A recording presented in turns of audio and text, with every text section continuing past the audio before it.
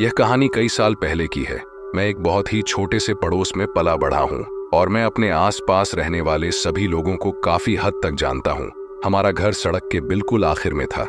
दूसरे छोर पर एक पॉपुलर पार्क था जहाँ हर कोई, खासकर बच्चे, जाते थे।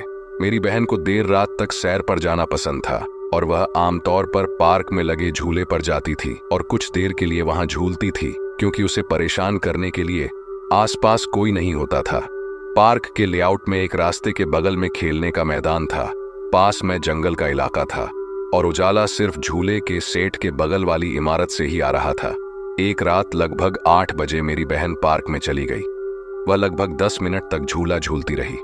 उस वक्त उसे लगा कि कुछ गड़बड़ है। यह एक अचूक एहसास था जो आप तब महसूस करते हैं जब आपको लगता है कि आप पर नजर रखी जा रही है।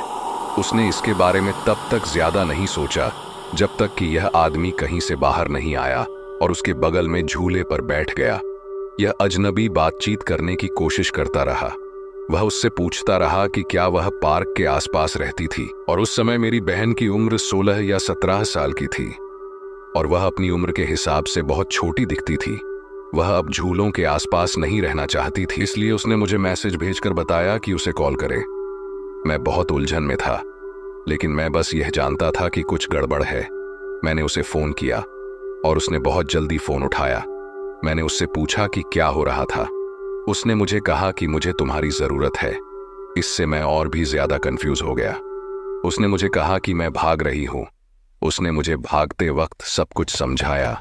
वह कंक्रीट की सीढ़ियां चढ़ गई जो पार्किंग प्लेस की ओर जाती थीं, और सड़क पार करने से पहले उसने पीछे मुड़कर देखा और इस वक्त पूरी तरह भयभीत हो गई। उसने देखा कि जंगल से 3 और परछाइयां निकली थीं, जिनमें से प्रत्येक के पास कोई न कोई हथियार था। वह तुरंत पीछे मुड़ी और 2 मिनट की पैदल दूरी को 30 सेकंड में बदलकर घर भाग गई। वापस आते ही उसने तुरंत दरवाजा बंद कर दिया। मेरी बहन आसानी से नहीं डरती, लेकिन यह एकमात्र मौका था जब मैंने उसे वास्तव में डरा हुआ देखा था। मैं यह सोचकर काफी डर जाता हूँ कि क्या होता अगर वह उस समय उस जगह को नहीं छोड़ती। वह केवल कुछ सेकंड की दूरी पर थी। उस रात के बाद भयानक अनुभव के कारण मेरी बहन अब देर रात पार्क में टहलने नहीं जाती और अब वह अपनी सुरक्षा के लिए हमेशा जेब में एक चाकू रखती है।